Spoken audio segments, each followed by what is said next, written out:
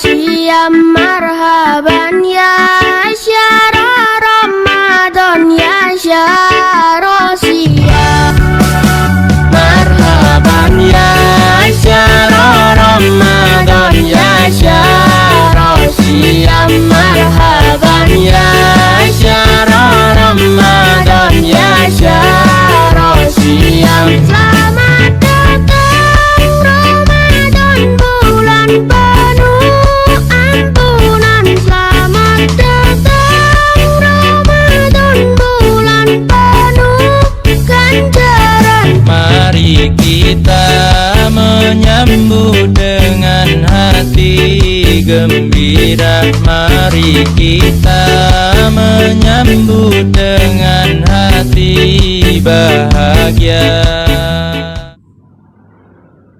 Bismillahirrahmanirrahim. Assalamualaikum warahmatullahi wabarakatuh. Alhamdulillahirabbil alamin wa bihi nasta'in ala umuri dunya waddin. Wassalatu wassalamu ala asrofil anbiya'i wal mursalin wa ala alihi wa sahbihi ajma'in. Amma ba'd. Puji syukur kehadirat Allah Subhanahu wa taala yang dimana telah memberikan kita nikmat sehat badan, nikmat iman, nikmat Islam, sehingga kita dapat berkumpul kembali meskipun di tengah pandemi ini dan melewat media sosial virtual ini. Sholawat tak lupa salam marilah kita curahkan, kita tujukan kepada baginda kita, Nabi Agung kita, baginda Nabi besar Muhammad Sallallahu Alaihi Wasallam. Semoga kita semua di yaumul mahsyar nanti mendapatkan syafaat dari beliau. Jadi yang terhormat pada Ketua Komite Sekolah MTS Ar-Rahmah Bapak Ustadz Tatang Heriana, yang terhormat Kepala Sekolah MTS Ar-Rahmah Bapak Muhammad Nurzaman, dan yang terhormat rekan-rekan guru, staf dan karyawan tata usaha MTS Ar-Rahmah, dan adik-adik siswa-siswi MTS Ar-Rahmah Bandung yang kami banggakan. Baik, kami ucapkan selamat datang di Pesantren Ramadan MTS Ar-Rahmah 2021. Baik, untuk perkenalkan terlebih dahulu ya. Perkenalkan, nama saya Bapak Febri. Saya di sini bertindak sebagai pembawa acara untuk kegiatan pembukaan rangkaian Pesantren Ramadan 2021 ini. Baik, untuk Pesantren Ramadan 2021 ini kita juga mengusung tema. Kita ada mengusung tema, bisa adik-adik lihat ya, di belakang saya ada tema dari Pesantren Ramadan 2021 ini. Temanya yaitu kokohkan hati dengan akidah, taklukkan dunia dengan akhlakul karimah. Nah, itu cukup mudah ya untuk dihafal oleh adik-adik siswa-siswi sekalian. Dan yang perlu dihafalkan sebenarnya jargon daripada tema terkait tema tersebut. Jadi untuk jargon Pesantren Ramadan 2021 ini, ketika saya bilang Pesantren Ramadan 2021, adik-adik jawab cerdas, ikhlas, istiqomah, Allahu Akbar. Nah, jadi cerdas, ikhlas, istiqomah, dan Allahu Akbar. Jadi setiap kepalan tangan adik-adik gitu, cerdas, ikhlas, istiqomah, Allahu Akbar, merupakan kepalan tangan dari yang bawah sampai Allahu Akbar ke atas. Jadi di situ kan ada 4 kata, jadi ada 4 kali kepalan tangan mulai dari bawah sampai ke atas. Mari kita ulangi lagi untuk jargonnya, karena jargon ini akan terus diulang-ulang sampai nanti akhir penutupan gitu. Baik nanti adik-adik absensi Zoom setiap hari maupun nanti di penutupan. Jadi kita ulangi ya untuk jargonnya. Pesantren Ramadan 2021, cerdas, ikhlas, istiqomah, Allahu Akbar. Nah, adik-adik sudah bisa menghafalkannya ya, karena cukup mudah dan terlihat juga sudah terlihat di banner belakang saya. Terus untuk kegiatan hari ini, yaitu kegiatan pembukaan, marilah untuk agenda pertama kita buka acara hari ini dengan membaca basmalah bersama-sama. Bismillahirrahmanirrahim. Baik, sebelum masuk ke acara ini, yaitu nanti ada pembekalan materi oleh penceramah, sebelumnya sekaligus pembukaan yang akan disampaikan oleh Ketua Komite Sekolah Hidayah Rahmah, yaitu Bapak Ustadz Tatang Haryana. Pada Bapak Ustadz Tatang Haryana, waktu dan tempat dipersilakan. Sini.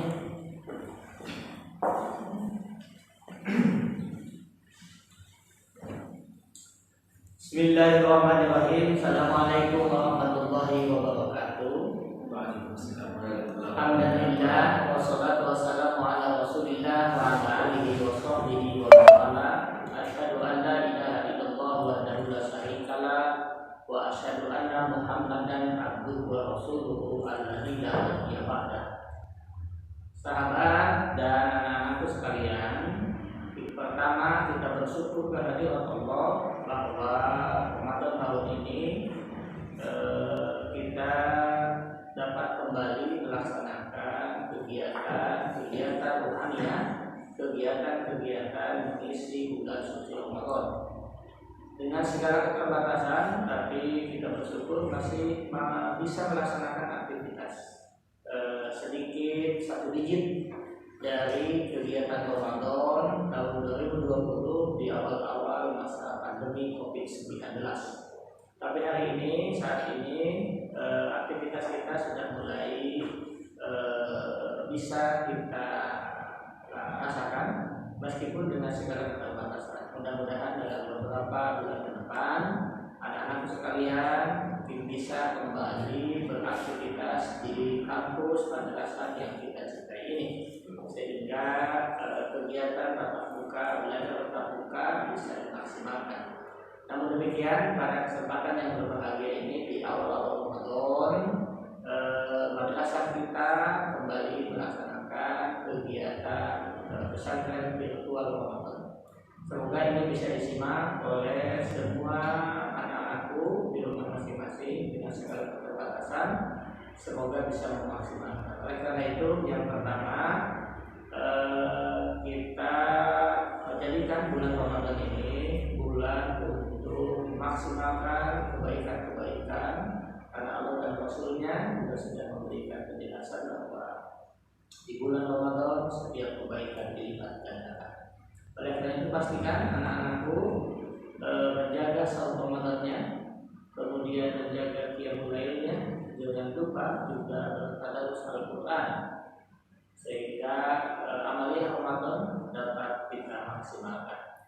Oleh karena itu, dengan mengharap ridho dan pertolongan Allah Subhanahu wa Ta'ala, maka kegiatan pesantren Ramadan di Madrasah Sanawiyah Al-Wafa Sukajarwi Bandung ini kita buka dengan ucapan Bismillahirrahmanirrahim.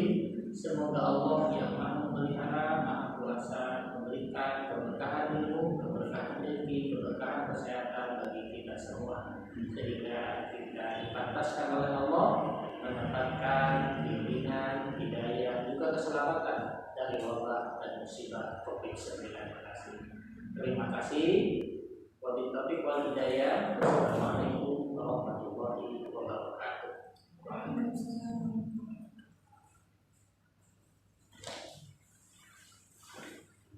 Baik, terima kasih kepada Ustaz Tatang Haryana atas sambutan dan kata-kata pembukaan untuk kegiatan pesantren Ramadan 2021 ini, sehingga kegiatan tersebut bisa berjalan, semoga bisa berjalan sampai nanti di akhir penutupan. Baik, selanjutnya sebelum kita melangkah ke kegiatan-kegiatan atau agenda pembukaan yang lain, mari kita dengarkan lantunan ayat suci Al-Quran yang akan dibacakan oleh Ibu Rara. Pada Ibu Rara, waktu dan tempat dipersilakan.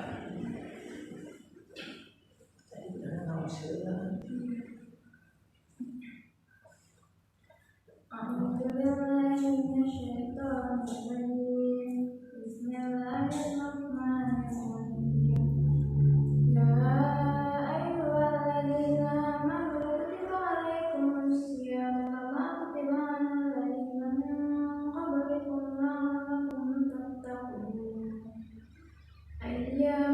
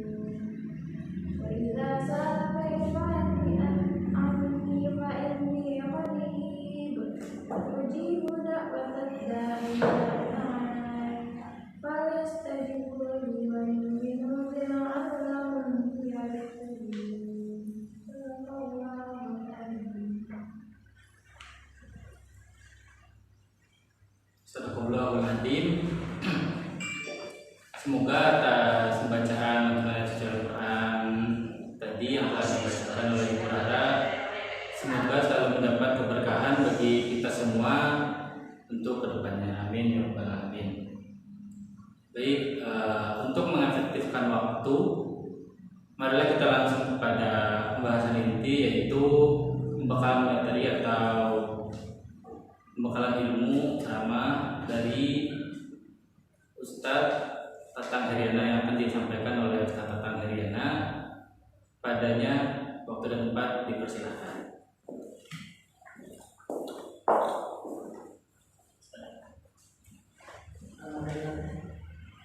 Ini untuk materinya syarat sah berpuasa. Bismillahirrahmanirrahim. Assalamualaikum warahmatullahi wabarakatuh. Waalaikumsalam. Innal hamdalillah nahmaduhu wa nasta'inuhu wa nastaghfiruh wa na'udzu billahi min shururi anfusina wa min sayyiati a'malina. May yahdihillahu fahuwal muhtadi wa may yudlil falan hadiya lahu waliyyan mursyida.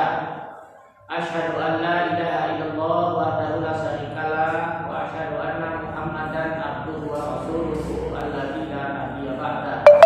Fa ya ibadallah usikum wa nafsi bi taqwallah wa ta'atihi la'allakum tuflihun. Ittaqullaha haqqa tuqatih wa la tamutunna illa wa antum muslimun.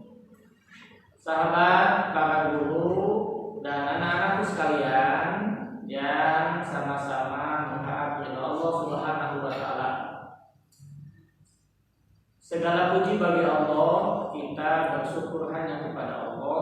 Semoga semua ikhtiar kita, sujud kita, pengertian kita, aktivitas kita, termasuk kegiatan bersama Ramadan ini, menjadikan jalan setiap kita dipantaskan oleh Allah selamanya mendapatkan keberkahan, berkah ilmu, berkah rezeki, berkah kesehatan kita, dan berkah ibadah kita. Juga semoga menjadikan ilmu yang Allah amanahkan kepada kita, ilmu yang bermanfaat di dunia dan di akhirat kelak. Oleh karena itu, mohon diikuti oleh anak-anak sekalian di lewat media virtual masing-masing, di HP, di laptop, apapun namanya. Kita sama-sama mengawali ikhtiar dan doa kita ini. Bismillahirrahmanirrahim. Allahumma ghnina bil ilmi wa jayyina bil hilmi wa akrimna bil taqwa wa jammilna bil afiyah.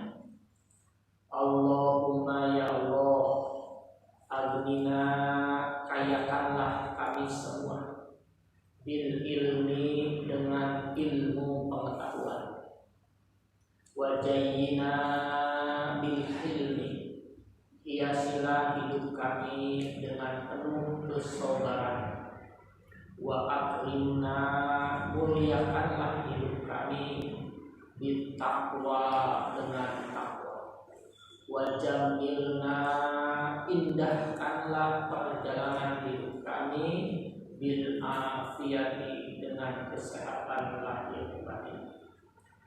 Ikhtiar doa kita selalu kita menajatkan kehadiran Allah setiap saat, bahkan di antara tempat berdoa yang mustajab adalah setiap akhir sujud kita di dalam sholat. Jadi setelah bacaan sujud, maka boleh ditambah dengan doa ini. Allahumma ghnina bil ilmi wa jayyina bil hilmi wa akrimna bil taqwa wa jammilna bil afiyah. Ya Allah, kayakanlah kami dengan ilmu pengetahuan, indahkan hidup kami dengan kesabaran, muliakan hidup kami ya Allah dengan ketakwaan, dan perindahlah perjalanan hidup kami dengan kesehatan lahir batin. Di masa pandemi ini, Rasulullah SAW juga memberikan bimbingan beristiadah. Istiadah itu memohon perlindungan. Allahumma inna na'udzubika minal barasi wal jununi wal judami wa min sayyi'il asqam. Allahumma inni a'udzubika minal barasi wal jununi wal judami wa min sayyi'il asqam. Ini isti'adah terus dilakukan oleh anak-anak sekalian karena kondisi rian ini memang tidak kelihatan, tapi pengaruhnya begitu dahsyat dalam kehidupan kita. Sebagian teman, saudara, keluarga, perkenalan sudah terkena dan sudah tidak kembali lagi karena Allah menakdirkan kondisi seperti ini.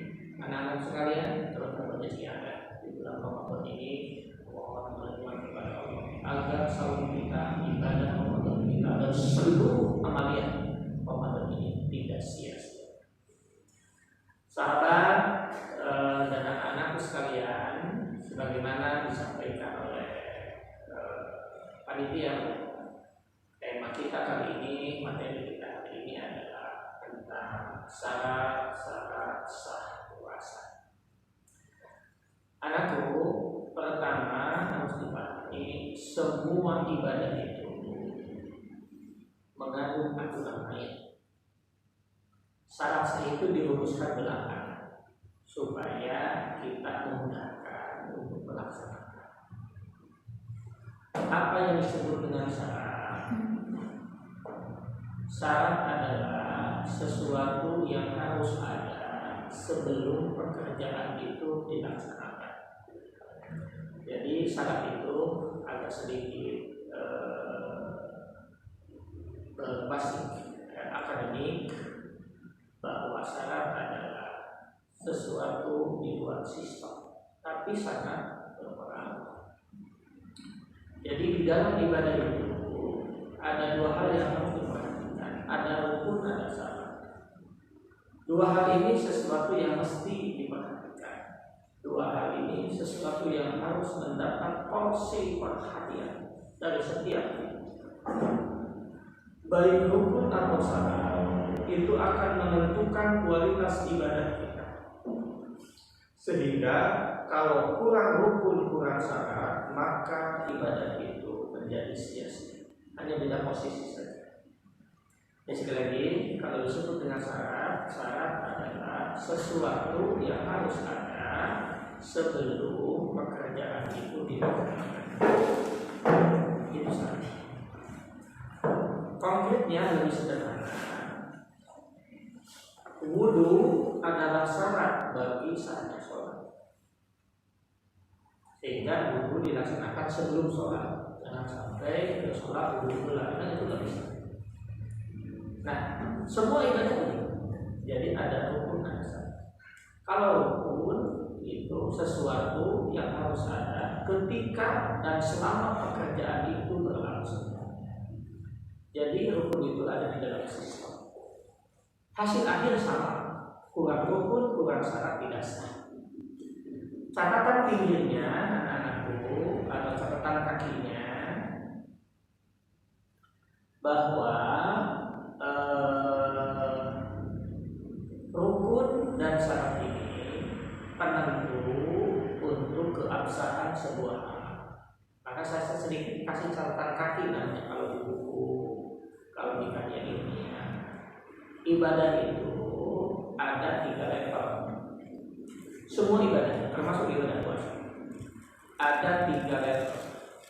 Pertama itu levelnya sah, itu paling bawah. Sah itu pintu masuk semua ibadah harus memenuhi level sah. Sah itu terpenuhinya rukun dan syarat. Catat itu. Jadi setiap ibadah ada 3 tahap atau tereskalasi lah begitu kayaknya, terklasifikasi, terbagi kepada 3 level, 3 tahapan. Level yang paling bawah itu namanya sah, dan semua ibadah harus melalui pintu ini. Karena ini menyangkut tentang terpenuhinya syarat dan rukun dari sebuah ibadah yang dilaksanakan. Kalau tidak terpenuhi 2 hal ini, maka dia tidak akan bisa menyentuh ke level sah. Ya. Di atas sah itu namanya tamam. ya, di atasa itu namanya tamam, artinya sempurna. Bukan hanya sekedar memenuhi persyaratan normatif maupun syaratnya terpenuhi, tapi dia memahami tentang pesan moral atau makna dan ibadah yang dia lakukan. Itu namanya tamam. Ya. Di atas tamam ini the best of the best yang disebut dengan al-aula. Kalau bahasa Al-Quran namanya akmal, artinya the best of the best. Itu rujukannya di Quran surah Al-Maidah ayat 3, ketika Allah memberikan wahyu terakhir atau dikenal dengan wahyu terakhir kepada Nabi Shallallahu Alaihi Wasallam. Al-Yauma akmaltu wa akmaltu, begitu ya. Jadi ada akmal, ada akmal. Sehingga dalam bahasa Indonesia karena keterbatasan idiomnya agak sulit memang menjelaskannya, sehingga bahasa sederhananya semuanya itu bahasa akmal dan akmal dalam bahasa Arab, bahasa Al-Quran, bahasa Indonesianya sempurna saja. Tapi itu beda kualitasnya, beda tahapannya, eskalasinya beda. Ya, nah begitu juga di dalam ibadah puasa, ibadah Ramadan yang dahsyat ini, yang luar biasa. Para ulama akan mendefinisikan puasa itu adalah al-imsaku anil muftiratil ma'khudati bi qasdil qurban. Jadi menahan diri dari segala sesuatu yang merusak dengan maksud mendekatkan diri kepada Allah. Al-imsaku anil muftiratil ma'khudati bi qasdil qurban. Begitulah para fuqaha merumuskan tentang makna puasa. Jadi inti puasa itu adalah al-imsak, mengendalikan diri. Dalam bahasa Arab, anakku nanti ditanya sama guru bahasa Arab itu, dalam kata dasar amsaka dalam bahasa Arab itu bisa diikuti oleh an, bisa diikuti oleh bi. Jadi imsakan dan imsakbi itu maknanya beda ya. Imsakan artinya menahan diri, kalau imsakbi artinya berpegang teguh. Nah, nilai ibadah puasa ditentukan oleh dua makna ini. Jadi ibadah puasa yang imsakan artinya menahan diri untuk tidak makan, tidak minum, dan perbuatan yang merusak lainnya. Yang kedua, imsakbi artinya berpegang teguh. Itu semua dilakukan, tidak makan, tidak minum, tidak melakukan yang merusak, semata-mata berpegang teguh kepada ajaran Allah. Nah, dalam kehidupan sosial ternyata ini terbagi anak-anakku. Orang berpuasa itu tereskalasi, itu terklasifikasi kepada paling tidak ada tiga kelompok ini ya. Ada orang yang bisa imsakan tapi tidak imsakbi, artinya dia tidak makan, tidak minum, tidak melakukan apa-apa, tapi tidak berpegang teguh kepada ajaran Allah. Dia tidak makan, tidak minum, tapi bukan karena ajaran Allah. Itu namanya diet, begitu ya. Itu namanya diet. Ada juga orang yang imsakbi tapi tidak imsakan. Ada orang yang sepertinya berpegang teguh kepada agama Allah, tapi dia tidak bisa menahan diri, bisa mencaci maki, bisa berbohong, bisa marah-marah. Nah, kenapa dia begitu? Padahal dia sedang berpuasa. Itu namanya imsakbi, tidak imsakan. Begitu ya. Yang ketiga, dia lebih parah lagi, tidak imsakbi, tidak imsakan. Nah, ini orang-orang yang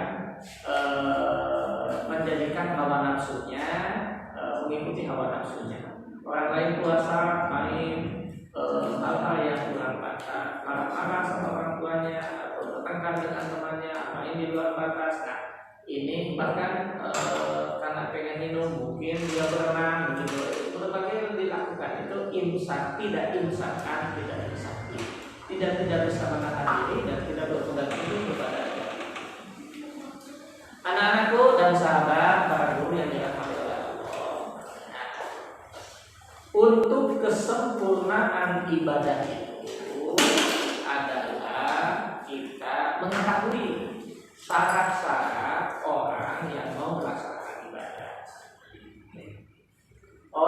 termasuk dalam pelaksanaan ibadah puasa ini. Anak-anakku yang dirahmati oleh Allah, jangan kemana-mana. Ini ada iklan yang akan lewat pariwara berikut ini.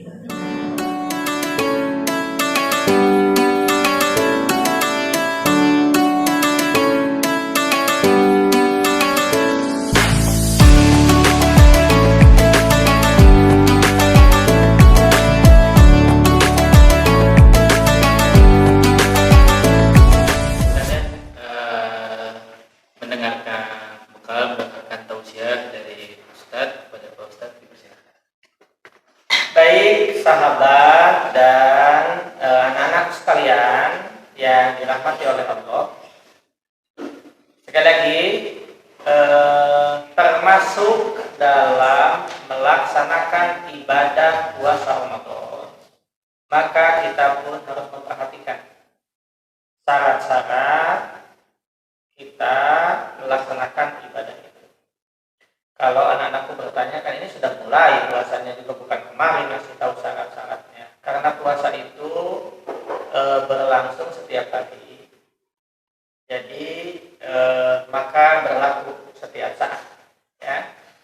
Nah, oleh karena itu, pertama syarat seseorang yang melaksanakan ibadah puasa, pertama dia harus seorang muslim atau menjadi seorang yang beragama Islam, meskipun Islamnya KTP saja. Sebab nanti kalau yang Islamnya hanya KTP juga jangan kecewa, nanti yang masuk surganya juga KTP-nya saja, orangnya enggak masuk. Sehingga ada anekdot ketika malaikat Ridwan ditanya itu, berapa orang yang sudah masuk surga? Semua muslim masuk surga, Pak. Kemudian ditanya, dari mana kamu tahu bahwa mereka masuk surga semua? Data KTP-nya sudah masuk. Jadi KTP-nya sudah masuk semua ke surga. Orangnya nggak tahu pada kemana. Nah, jadi syarat pertama orang bisa melaksanakan syarat sah orang melaksanakan ibadah puasa adalah puasa Ramadan, ya. Puasa Ramadan khususnya puasa yang diajarkan dalam ajaran Islam, yang pertama adalah dia beragama Islam atau seorang muslim. Itu yang pertama. Jadi meskipun anak-anakku semua agama yang ada di dunia ini, apalagi agama-agama samawi, itu mengajarkan atau ada di dalamnya ajaran puasa, meskipun nanti berbeda kaifiahnya. Nah, sebetulnya nanti panitia ini juga ada yang menyampaikan tentang soal kaifiah atau metodologi tata cara berpuasa, termasuk sejarah puasa. Sejarah puasa agama-agama yang ada di dunia ini, atau karena Al-Qurannya ngasih tahu begini tadi oleh Korea dibaca, ya ayyuhalladzina amanu kutiba alaikumusyamu kama kutiba alal ladzina min qablikum. Jadi ada unsur sejarah puasa-puasa bangsa-bangsa di dunia, agama-agama yang ada di dunia. Jadi yang pertama anakku, bahwa syarat sah puasa pertama adalah muslim atau beragama Islam. Yang kedua syaratnya itu adalah sehat akal dan sehat badan. Sehingga tadi dibaca ayyam ma'dudah, puasa itu hari-hari yang sudah dihitung. Faman kana maridon aw ala safarin fa iddatun min ayyamin ukhra. Begitu Al-Qur'an memberikan panduan yang sangat lengkap. Jadi kalau sakit badan kita tidak kuat berpuasa, silakan saja asal sakit. Tapi kalau tidak ada alasan sakit, tidak ada alasan syar'i untuk membatalkan puasa, Rasul ngasih tahu anakku. Jadi kalau Rasul sampai mengultimatum begini anakku, dari riwayat Imam Bukhari dan Imam Muslim, man aftara yauman min Ramadan bi ghairi rusatin wala maradin, Barang siapa yang satu hari saja kita membatalkan puasa Ramadan tanpa alasan syar'i, tanpa alasan yang dibenarkan oleh ajaran agama, bukan pula karena sakit, lam yaqdi anhu, maka dosa membatalkan puasa sehari saja tanpa alasan syar'i, tanpa alasan sakit, lam yaqdi anhu, dosanya tidak bisa diqodho, tidak bisa ditebus yaumul dzahri, meskipun puasa seumur hidup. Ini pesan Nabi begitu, jangan main-main ya. Jadi Allah dan Rasulnya ngasih tahu syarat kedua agar sah puasa ini, kita harus dalam keadaan sehat akal, sehat badan. Maka ada ini bukan ketentuan anakku, ini bukan keharusan, hanya anekdot saja. Jadi kalau kita tidak mau puasa, gampang urusannya. Begitu memasuki Ramadan, jalo weh heula. Nah, kedek lebaran eling deui lah begitu. Nah, jadi itu tidak diwajibkan, itu tidak menjadi syarat sah puasa. Tapi kan tidak mau kita seperti itu, kecuali mun gegeloan keelingan tambah mungkin bisa. Tapi yang seperti itu tetap ayamin ukhor, maka dia harus mengganti pada hari-hari berikutnya. Poin yang kedua anakku, yang pertama apa? Syaratnya harus seorang muslim. Yang kedua, sehat akal, sehat badan. Jadi kalau tubuh kita berat untuk berpuasa karena hal-hal lain, itu silakan saja untuk tidak berpuasa. Bahkan Al-Quran masih tahu pamangkana maridon au ala safari, dalam perjalanan yang melelahkan, bepergian yang sangat jauh melelahkan, itu pun dibolehkan, bahkan dianjurkan untuk membatalkan puasa atau untuk tidak berpuasa kalau perjalanan jauh yang melelahkan. Tapi kalau hanya dari rumah mau kemana, kenapa tidak puasa? Kan saya perjalanan dari mana, dari rumah ke madrasah, itu mah nggak bisa yang kayak begitu, ya. Jadi perjalanan yang melelahkan. Jadi syarat yang kedua, sehat akal, sehat badan. Yang ketiga adalah balik atau dewasa. Standar balik itu 15 tahun bagi laki-laki, atau sudah mens bagi kaum perempuan. Atau kalau begitu saya kan baru 13 tahun lah, belum puasa begitu ya. Jangan, karena belajar dalam Islam, ibadah yang terbaik itu adalah pembiasaan. Ya. Jadi Rasul bahkan di usia 7 tahun Rasul sudah mengajarkan kita untuk sholat, meskipun kita tidak paham bacaan sholat itu. Tapi yang Allah inginkan adalah pembiasaan itu yang akan di masa-masa golden age, di masa-masa keemasan pikiran kita kita simpan semua memori tentang kebaikan itu yang akan muncul di masa-masa kita nanti sudah dewasa. Jadi sangat berpengaruh masa kecil itu untuk pembiasaan kebaikan. Jadi anak-anakku mungkin kelas berapa ini? Kelas 7, kelas 8, kelas 9. Rata-rata mungkin 12, 13, 14 gitu ya. Tapi jangan sampai tidak berpuasa karena menggunakan teori ini, ya. Kenapa tidak berpuasa? Karena Pak Ustadz juga bilangnya yang kalau di puasa itu sudah dewasa. Dewasa itu laki-laki itu 15 tahun. Saya belum dewasa, jadi saya tidak mau puasa. Nah, itu mah nggak boleh ya kayak begitu. Ya, itu artinya kalau kita hari ini anakku, kalian berpuasa, maka pahala kebaikan kalian akan menjadi investasi kebaikan bagi kedua orang tua kalian, guru-guru kalian yang telah mengajarkan ilmu kepada kalian, tanpa mengurangi kebaikan milik kalian. Ya, ini yang pertama. Yang ketiga, syarat sah puasa. Yang keempat, syaratnya ini khusus kaum perempuan, tidak dalam keadaan haid dan tidak dalam keadaan nifas. Nifas itu, nah nanti ibu-ibu yang paling paham ini ya, darah yang keluar setelah melahirkan. Ini bagi khusus kaum perempuan, tidak haid, tidak nifas. Jadi haid itu mens begitu. Kalau laki-laki mens tidak mens juga laki-laki, tapi kalau laki-laki itu mencet saja namanya. Ya. Kemudian yang kelima, tidak dalam perjalanan jauh yang melelahkan. Tapi kalau perjalanan jauh, kuat, sehat, itu Al-Quran ngasih tahu wa antasumu khairul lakum in kuntum ta'lamun. Jadi berpuasa dalam perjalanan jauh, kalau kalian tahu itu lebih baik bagi. Begitu Al-Quran kasih tahu kepada kita.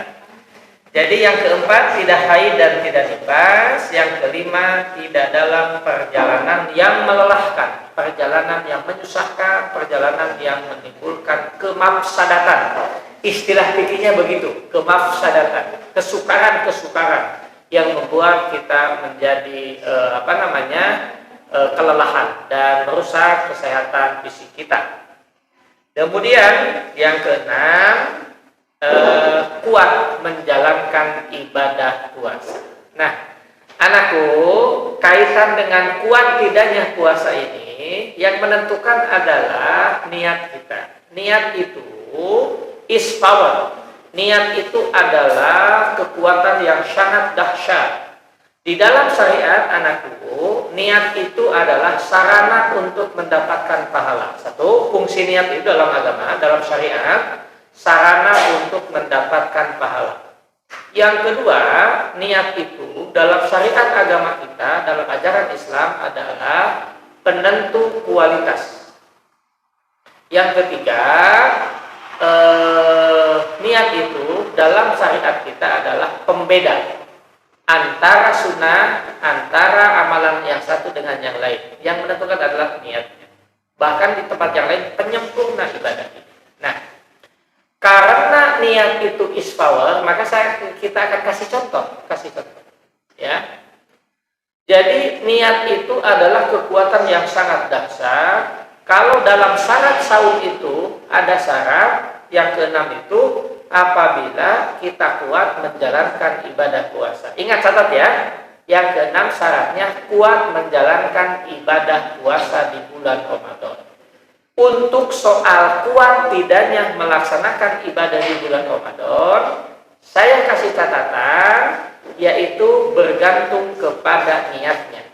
Niat itu di dalam pendekatan psikologi adalah istawar, adalah kekuatan yang sangat dahsyat. Sedangkan di dalam syariat, niat itu pertama sebagai sarana mendapatkan pahala. Dua, niat itu penyempurna semua ibadah.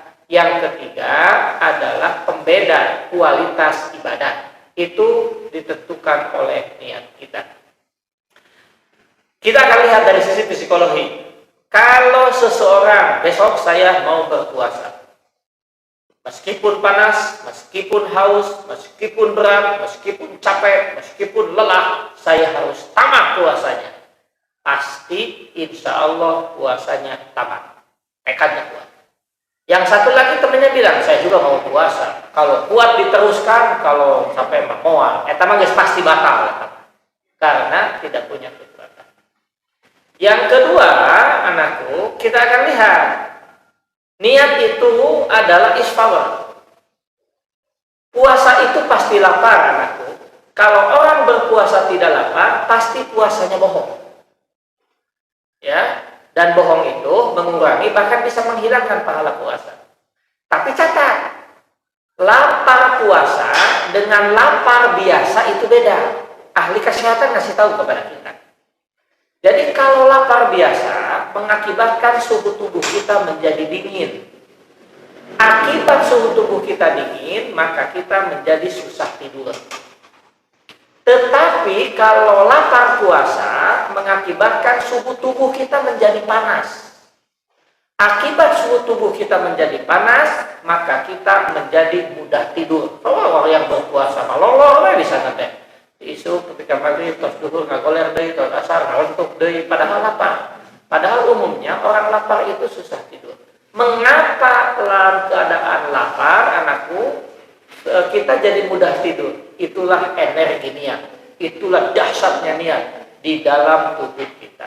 Maka oleh karena itu disyaratkan untuk berpuasa itu berikutnya berniat di malam hari. Ini pun menjadi catatan. Jadi syarat untuk sahnya puasa itu berniat di malam hari. Ini sebagian catatan kita tentang puasa ini. Berikutnya, lalu apa implementasinya kalau kita tidak memenuhi syarat-syarat di atas? Tidak beragama Islam, tidak sehat akal, belum balik, haid, dalam perjalanan dan tidak kuat berpuasa. Bagaimana solusinya dalam kehidupan kita? Pertama, tidak wajib sama sekali dan tidak wajib mengkodoknya. Siapa mereka yang tidak beragama Islam? Ini tidak wajib melaksanakan dan tidak wajib mengkodoknya. Orang yang belum dewasa. Yang ketiga, orang gila. Ini tidak wajib puasa dan tidak wajib mengkodoknya. Berdasarkan hadis riwayat Imam Ahmad dan Imam Hakim dari Aisyah radhiyallahu anha. Yang kedua, haram puasanya, tapi wajib mengkodoknya. Untuk siapa? Bagi kaum perempuan yang sedang haid atau nifas. Jadi kalau yang sedang haid, mungkin kelas 7, kelas 8, kelas 9 perempuan juga sudah ada yang haid ya. Nah, kalau sedang haid anak-anakku tidak wajib puasa, tapi wajib mengkodoknya. Ya. Tidak wajib puasa, tapi wajib mengkodoknya. Ya. Kemudian yang ketiga, anakku, boleh berbuka dan wajib menggantinya pada hari-hari di luar bulan Ramadan sebelum datang Ramadan berikutnya. Siapa mereka? Bagi mereka yang sakit, bagi mereka yang tidak mampu untuk berpuasa pada saat itu. Tapi kalau sakitnya menahu, sulit untuk sembuh dalam perhitungan kita, maka baginya wajib fidyah. Dan ini nanti menjadi catatan pengetahuan, bukan mudah-mudahan guru fikih akan menjelaskan tentang ini lebih lengkap, lebih rinci, anakku, bahwa orang yang batal puasa dengan alasan syar'i maka mengkodok pada hari-hari berikutnya di luar bulan Ramadan. Min ayyamin ukhor, begitu Al-Quran kasih tahu. Sejak kapan? Sejak tanggal 2 Syawal sampai menjelang pertengahan Saban. Ternyata sampai datang Ramadan berikutnya ada puasa yang belum dikodok, maka hukum baginya adalah dia kodonya tetap wajib dilaksanakan pada bulan Syawal berikutnya, tapi kena fidyah karena dianggap melalaikan. Jadi bagi yang tahun kemarin ada puasa yang batal, sekarang sudah puasa lagi, ada beberapa hari yang belum dikodok, maka kodonya berlaku sampai kapanpun sebelum dia wafat. Hanya dia kena cas, dia kena bayar fidyah karena dianggap melalaikan tentang nikmat hidup, nikmat waktu yang diberikan, dia melalaikan, maka dia harus bayar fidyah. Kalau hari ini kewajiban itu mungkin belum dikenakan, nanti setelah kalian dewasa, anak-anakku, diingatkan orang tua kalian, kita sudah memasuki dewasa banyak, puasa-puasa yang dilalaikan ternyata belum dikodok, maka wajib dikodok setelah kita dewasa, atau setelah lewat, maka yang lewat itu dibayar fidyah. Yang keempat, boleh berbuka tapi bayar fidyah dengan memberi makan fakir miskin tiap hari 1 orang dengan kualitas makanan yang biasa kita makan selama 1 hari. Jadi kalau biasa buka kolak, cireng, bala-bala, nondei, es campur, ya sangu 2 piring. Setelah itu bakso pas taraweh. Nah, itu diakumulasi. Ya, belum sahurnya. Berapa nilainya? Nah, kalau kita batal puasa, bagi mereka ini, maka dia membayar fidyah kepada fakir miskin, nilainya setiap hari segitu. Ini bagi yang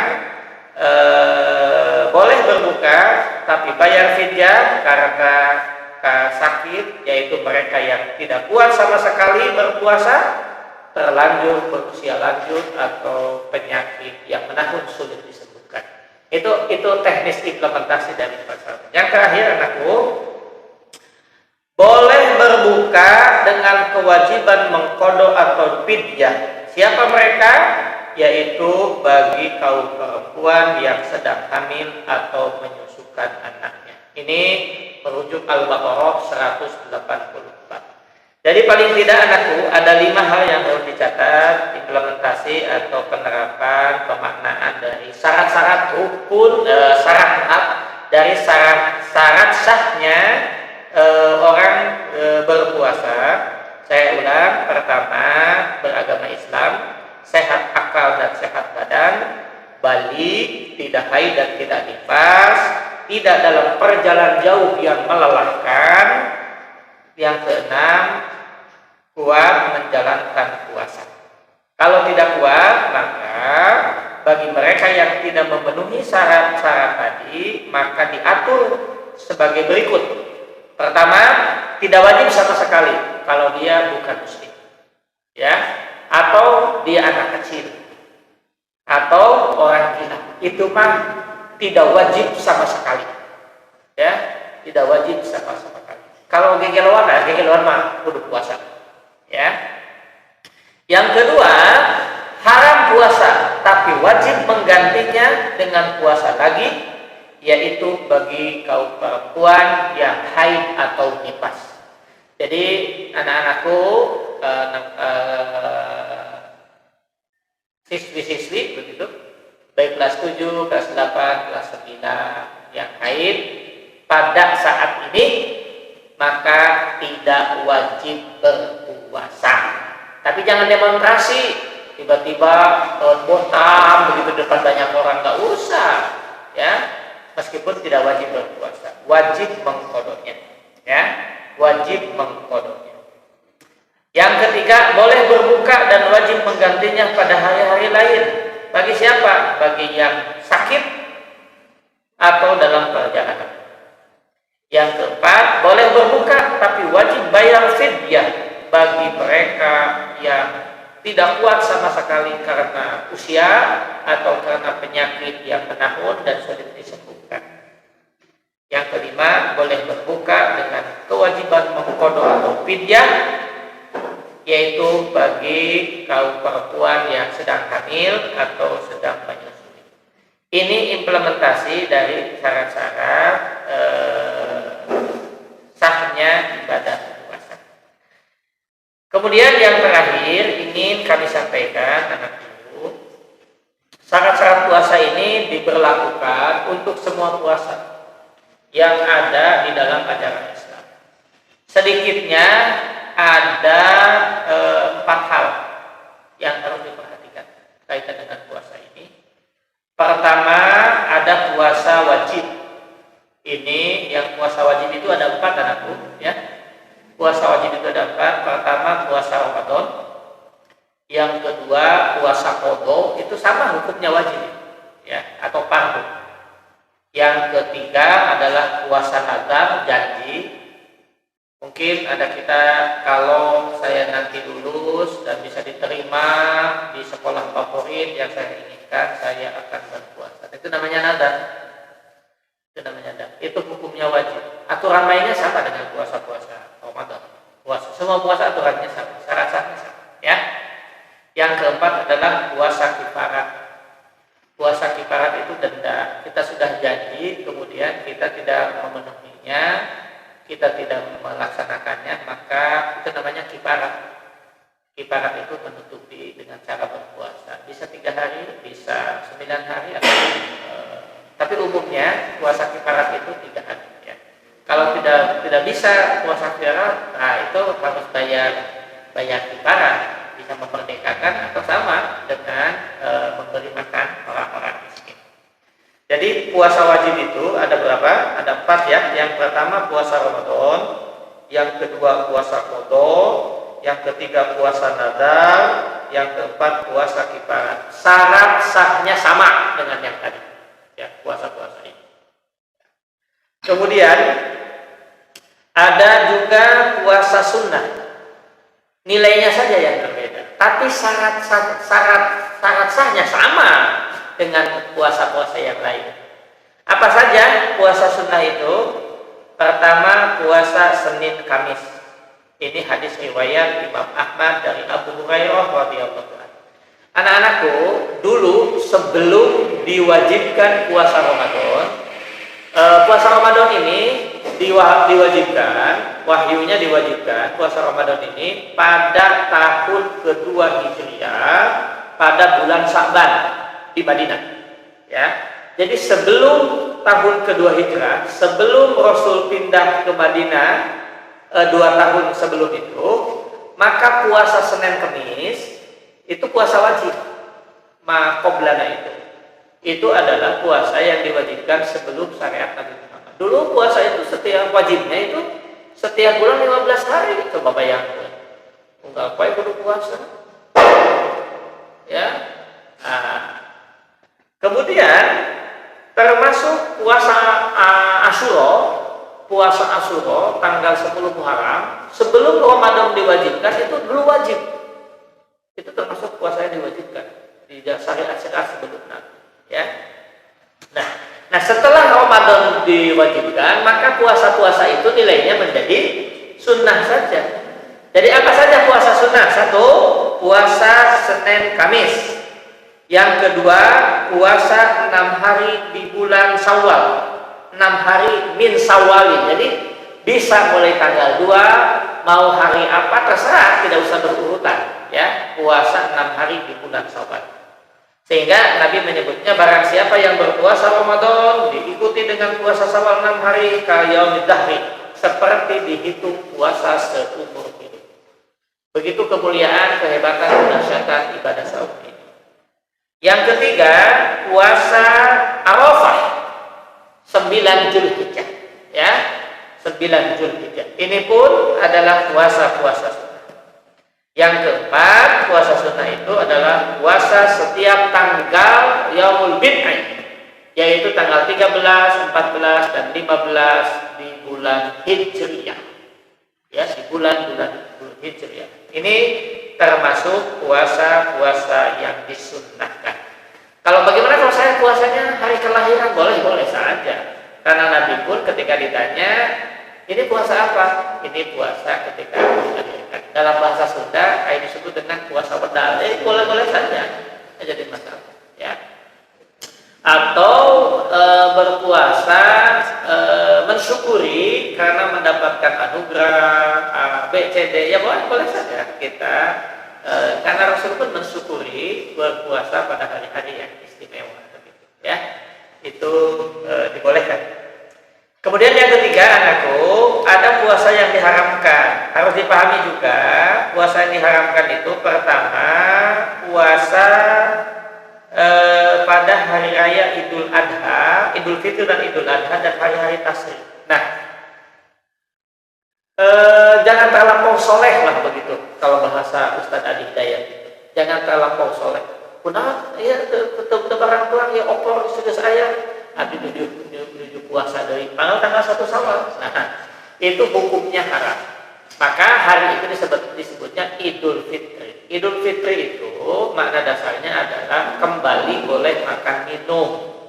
Jadi Idul Fitri itu makna dasarnya kembali boleh makan minum. Dari kata iftar.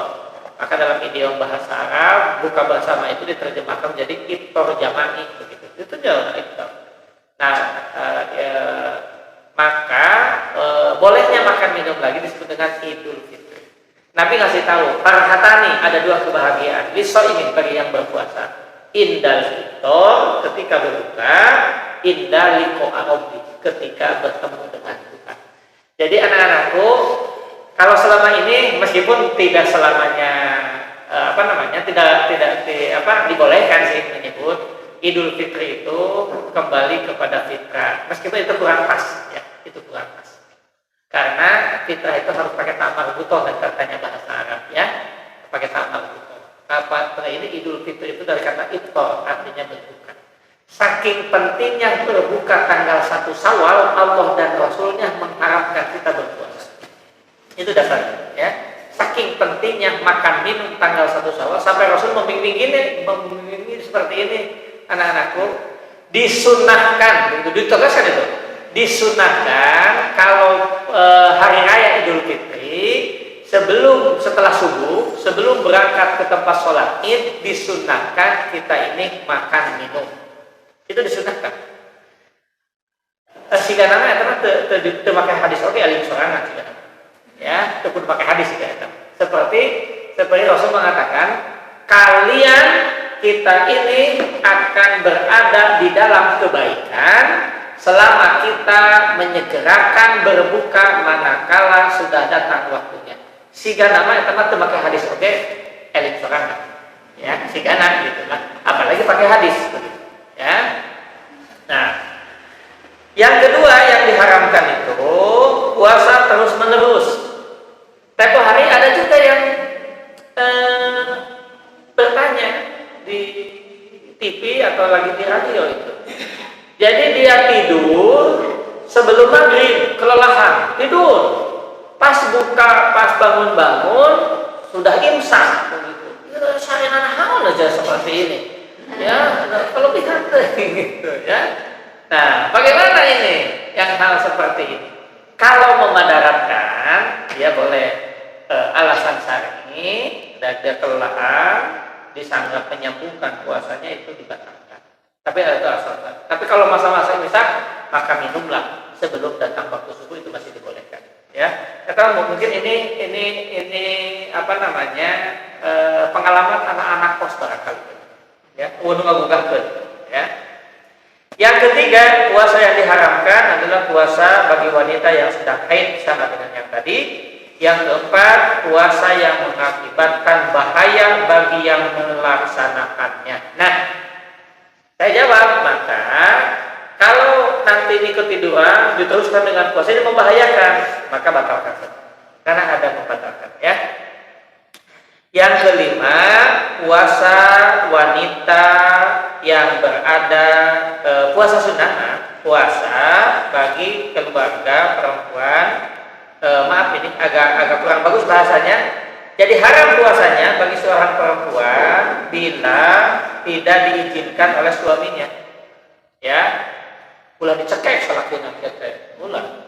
Jadi kalau suaminya tidak mengizinkan berpuasa sunnah, ya kalau bulan Ramadan mah dulu mah harus. Nanti kalau sudah berumah tangga ingatkan untuk melaksanakan ibadah sunnah, melaksanakan saum sunnah, maka itu boleh dikomunikasikan dengan suaminya. Kalau sudah bersuami, ini menjadi hal yang penting, misalnya menyangkut tentang keilmuan. Jangan sampai kita ini mudah sunnah melepaskan yang wajib.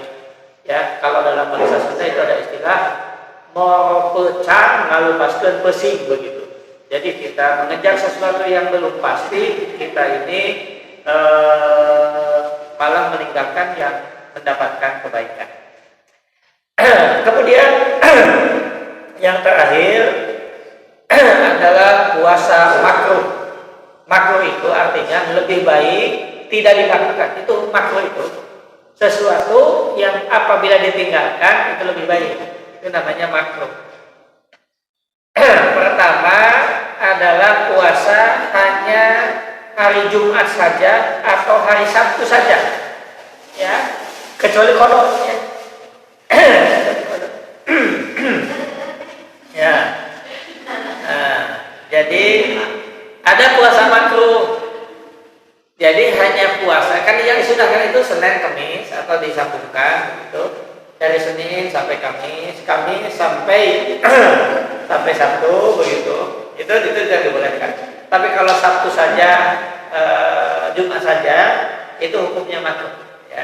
Itu hukumnya makruh berdasarkan hadis riwayat Imam Ahmad dan Nasai dari Abdullah bin Umar, ya. Yang terakhir yang makruh itu puasa bagi orang yang dalam perjalanan jauh dan melelahkan. Kalau itu menimbulkan kemadaratan, maka membatalkan puasa seperti itu jauh lebih baik, ya.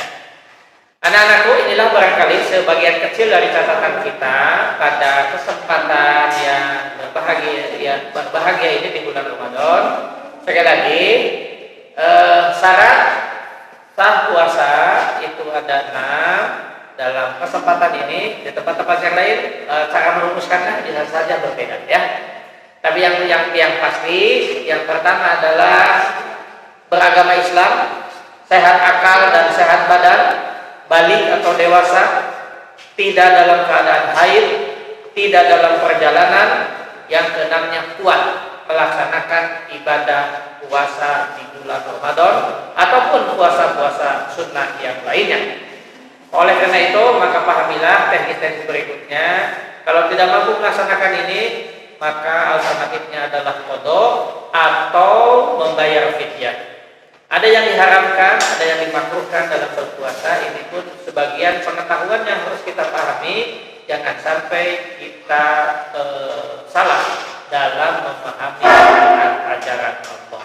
Anak-anakku sekalian, atas nama pribadi Lembaga Madrasah Sanawiyah selaku komite, pertama saya menyampaikan selamat menjalankan ibadah puasa Ramadan tahun 1442 Hijriah.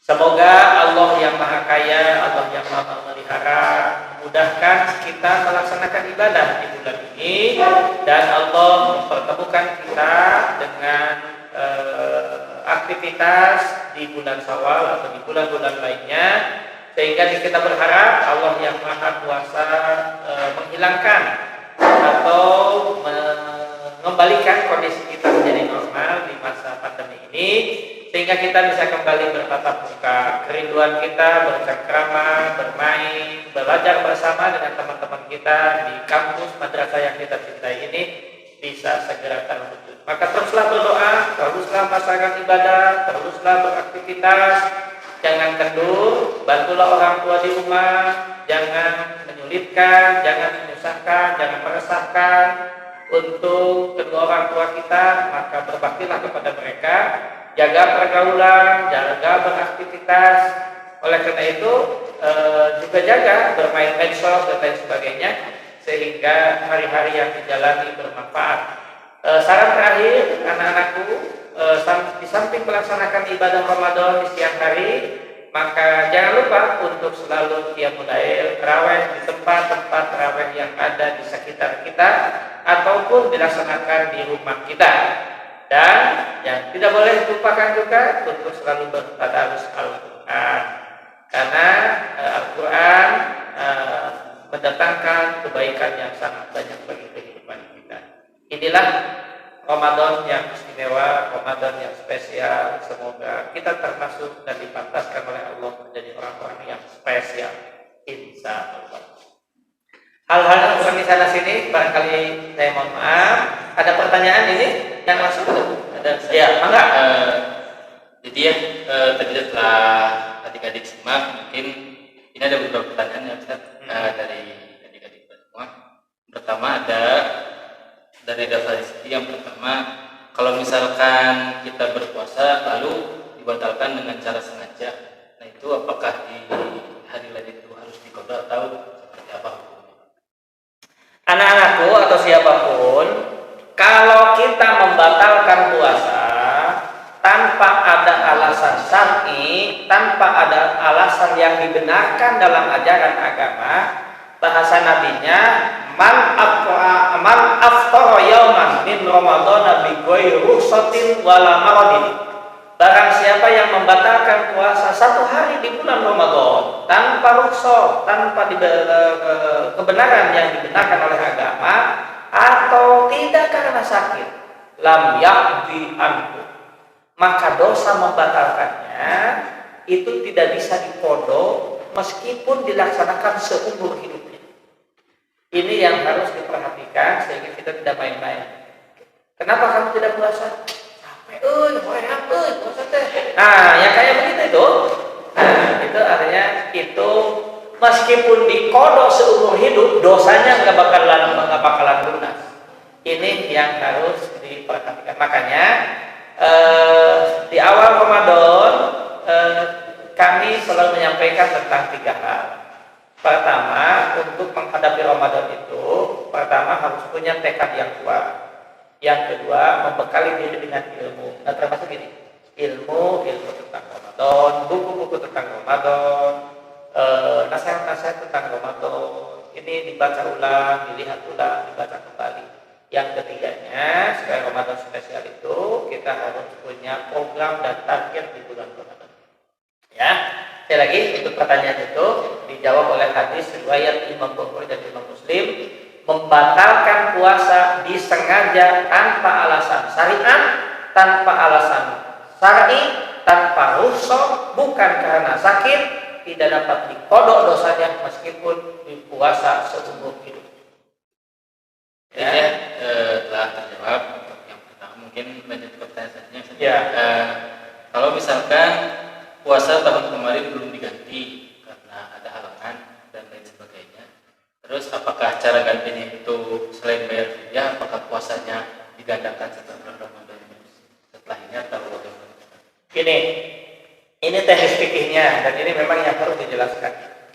Kalau tahun kemarin kita ada puasa yang batal, alasan-alasan syar'i batalnya tentunya, kayak perempuan haid atau perjalanan atau sakit sehingga tidak bisa berpuasa, maka dibatalkanlah beberapa hari di bulan Ramadan tahun kemarin. Berjalanlah waktu setahun lamanya dari mulai Syawal tanggal 2 sampai akhir bulan Sya'ban. Belum terlunasi juga, belum dikodok. Bagaimana teknis penyelesaiannya? Bahasa Al-Qur'annya, wa man kana maridun aw ala safarin fa iddatun min ayyamin ukhra. Maka itu harus dibayar di hari-hari yang lain. Kapan? Setahun lamanya. Dari Syawal sampai Sya'ban. Ternyata Syawal sampai Sya'ban ini limit waktu yang ditentukan ini lolos juga, offset juga ya. Kodoknya wajib diteruskan, kodoknya tetap wajib diteruskan di Syawal berikutnya sampai Sya'ban berikutnya. Syawal dan Sya'ban tahun kemarin Allah menganugerahkan nikmat kepada kita, maka ini kena cas, dianggap kita itu melalaikan, maka dia wajib membayar fidyah. Kodoknya tetap dibayar, tapi melalaikannya dibayar fidyah. Jadi bagi yang mereka ini wajib kodok, fidyahnya wajib dibayar. Ya, kenapa kan udah mau kodok, kenapa mesti tetap bayar fidyah? Fidyah ini karena kau melalaikan waktu nikmat yang Allah berikan kepada kita, maka kena denda karena tidak akibat melalaikan. Kalau dalam bahasa bisnis itu kena fidyah. Kena cas. Ya sama saja karena kita dianggap melalaikan. Begitu. Ya. Mungkin pertanyaan terakhir saja untuk ramalan ini. Mungkin ada kaitannya dengan pertanyaan yang pertama gitu. Tadi kan puasa sengaja dibatalkan, tidak bisa dikodok walaupun seumur hidup. Nah, apakah bisa gitu dengan digantikan dengan bayar fidyah? Ini kalau Ramadan ini hari yang keempat ya. Di hari yang keempat kita ini batal puasa. Dengan disengaja Korea puasa kan. Batal ya. Nah, secara normatif Rasul ngasih panduan, tidak dapat diganti, tidak dapat dikodok. Tapi puasanya harus diteruskan. Gitu mah, saya mau puasa dari ketika dia, apa mau diriku sama? Sampai wae dibatalkan, dosanya tidak dapat ditebus, tidak dapat dikodok. Kalau begitu saya gimana saya mentobatnya? Ini sudah menjadi hak prerogatif Allah. Jadi Allah yang Maha Ghafur, Allah yang Maha. Ini hanya sebagai ultimatum, ini sebagai sebagai peringatan. Jangan main-main dengan ibadah puasa ini. Kalau artinya apa? Kita ini melakukan pelecehan, penghinaan terhadap aturan. Begitu sanksinya sebetulnya. Jadi akibat kita melecehkan, memain-mainkan, tidak menseriusi tentang perintah agama ini, kemudian kita dianggapnya main-main, maka ultimatum Allah dan Rasulnya. Dosamu membatalkan puasa tanpa ada alasan syar'i, kodok seumur hidup tidak akan lunas. Apa sekejap itu Allah tidak. Hanya ini memberikan peringatan agar setiap kita tidak main-main. Setelah itu kita tahu taubatanlah semua, Allah Maha Pengampun tentang dosa itu. Tapi main-mainnya itu jadi masalah. Ya, main-mainnya yang jadi masalah. Gitu. Oke. Ada lagi? Mungkin cukup.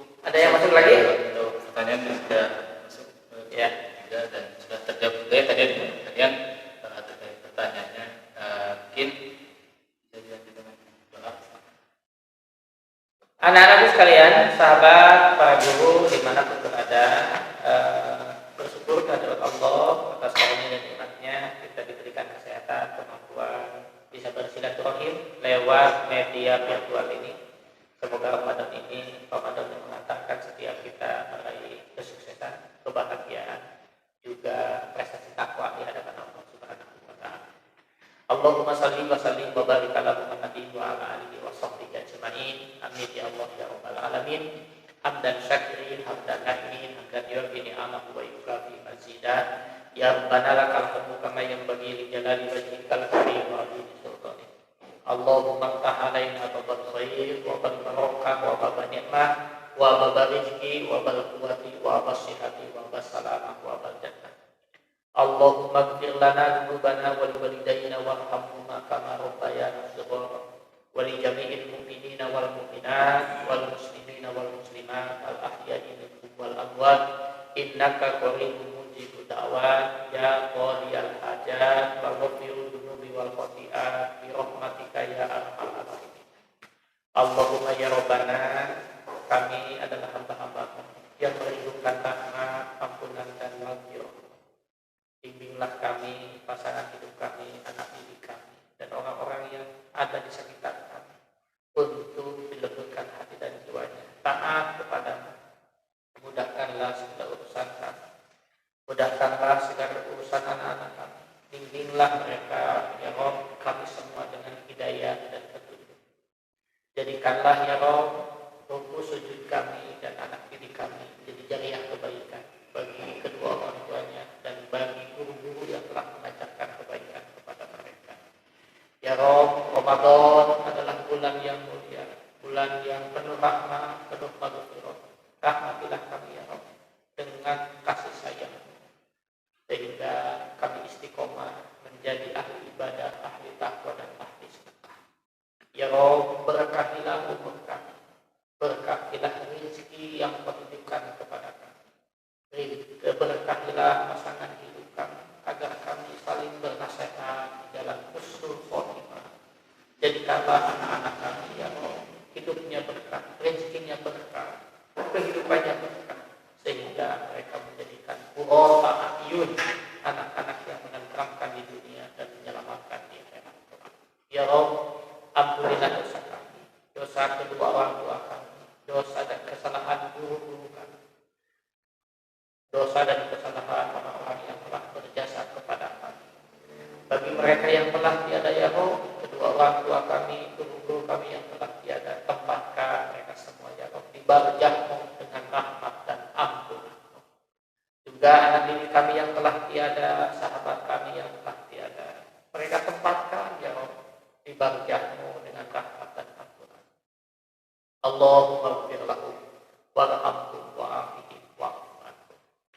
Allahumma ya Rabbana, hingga saat ini kami masih merasakan nuansa keterbatasan karena pandemi COVID-19. Ya Rabb, selamatkanlah kami dari wabah dan musibah.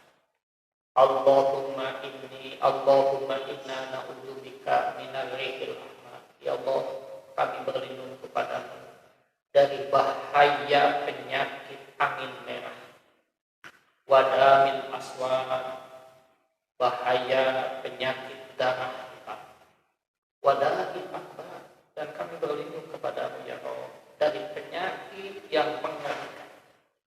Bimbinglah kami ya Allah dengan petunjuk agar kami mampu menjadikan diri kami pantas menjadi hamba-Mu yang taat kepada ajaran Rasul.